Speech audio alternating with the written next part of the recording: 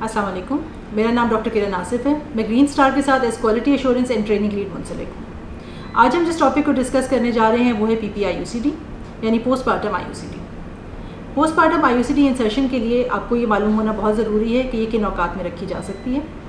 PPIUCD insertion placenta की delivery के बाद 10 मिनट के अंदर अंदर या 10 मिनट से लेकर 48 घंटे के अंदर अंदर की जा सकती है।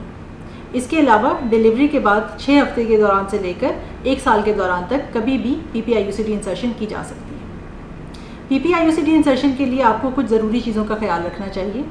सबसे पहले तो ये कि इसकी इंसर्शन की काउंसलिंग आप अपनी क्लाइंट को उसकी प्रेगनेंसी के दौरान ही कर देते हैं। इसी तरह से आपके क्लाइंट की प्री इंसर्शन असेसमेंट, उसकी मेडिकल असेसमेंट और उसका कॉन्सेंट यानी उसकी रजामंदी उसकी डिलीवरी से पहले ही ले ली जाती है। इस बात का ख्याल रखिए कि बाज़ सूरतों में क्लाइंट PPIUCD के लिए मौजू नहीं होता, जैसा कि अगर क्लाइंट की बार बार बच्चेदानी के इन्फेक्शन की हिस्ट्री है या क्लाइंट ऐसी सूरत में आपके पास आया है जब उसके पानी की थैली को फटे हुए 18 घंटे से ज़्यादा का वक्त गुजर चुका है, या डिलीवरी के दौरान और डिलीवरी के बाद क्लाइंट को बहुत ज़्यादा खून पड़ना शुरू हो गया है। तो ऐसी सूरत हाल में ये क्लाइंट PPIUCD के लिए फौरी तौर पर मौजू नहीं होता है और इस किस्म के क्लाइंट को आप वक्फे का कोई और तरीका तजवीज़ कर सकते हैं। PPIUCD इंसर्शन से पहले यकीन दहानी कर लें कि आपने अपने क्लाइंट के एंटीनेटल रिकॉर्ड का अच्छी तरह मुआयना कर लिया है और इस बात की यकीन दहानी कर ली है कि आपका क्लाइंट PPIUCD के लिए एक मौजूद क्लाइंट है। इसके अलावा आप अपने क्लाइंट की डिलीवरी से पहले ही PPIUCD के बारे में तमाम काउंसलिंग कर चुके हैं और उसकी रजामंदी हासिल कर चुके हैं। PPIUCD इंसर्शन के लिए हमें जिन आलात की ज़रूरत है उनमें से स्पेकुला, स्पंज होल्डिंग फोर्सेप, कैलीस प्लेसेंटल फोर्सेप, एक बोल जिसमें कि पायोडीन स्वैब्स मौजूद होंगे और IUCD जिसकी एक्सपायरी डेट आपने पहले से चेक की हुई है। इसके अलावा पहले से तैयारशुदा ब्लीच का बॉक्स मौजूद होना चाहिए। PPIUCD इंसर्शन के लिए सबसे पहले आप अपने क्लाइंट का ब्लैडर एम्प्टी करवाते हैं। उसके बाद आप पेरिनियल एरिया को अच्छी तरह से क्लीन करते हैं। पेरिनियम का एग्जामिनेशन किया जाता है कि किसी किस्म के कोई टीयर्स या लेसरेशन तो नहीं है।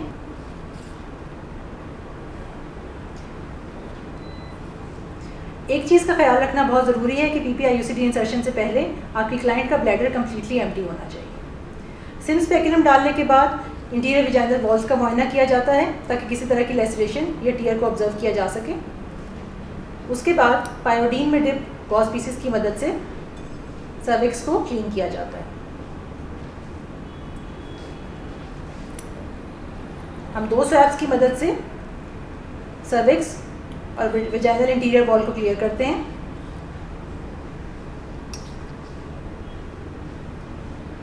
इंटीरियर लिप ऑफ सर्विक्स को स्पंज होल्डिंग फोर्सेप की मदद से होल्ड किया जाता है।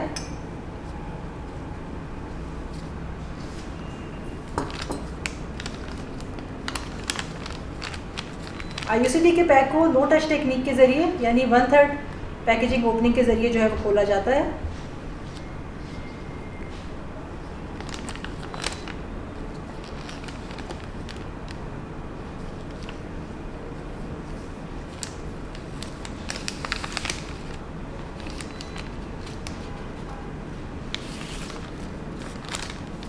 कैलीस प्लेसेंटल फोर्सेप की मदद से IUCD को बाहर निकालते हैं।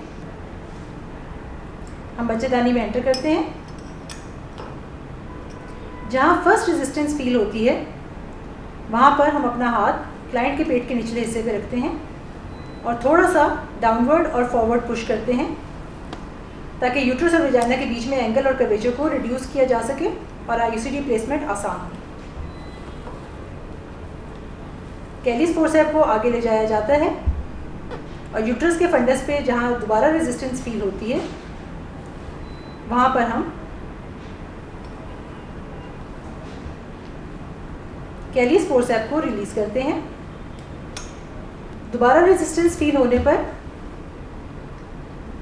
हम स्पंज होल्डिंग फोर्सेप को निकाल देंगे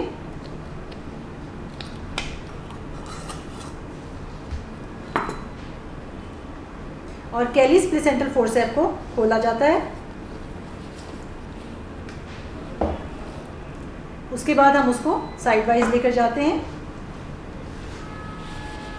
यानी कि यूट्रस के लेटरल साइड पर और फिर आहिस्ता आहिस्ता बाहर निकाल देते हैं।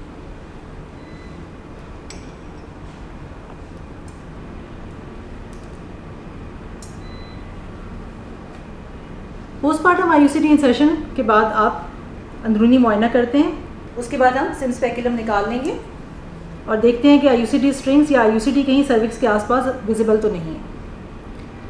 पीपीआई आईयूसीडी इंसर्शन के बाद आप अपने क्लाइंट को 1 हफ्ते के बाद फॉलोअप विजिट के लिए बुलाते हैं, जिसमें आप दोबारा से अंदरूनी मुआयना करके देखते हैं और अगर स्ट्रिंग का कोई हिस्सा विजिबल है तो उसे 2 सेंटीमीटर का फासला रख के सर्विक्स से काट दिया जाता है।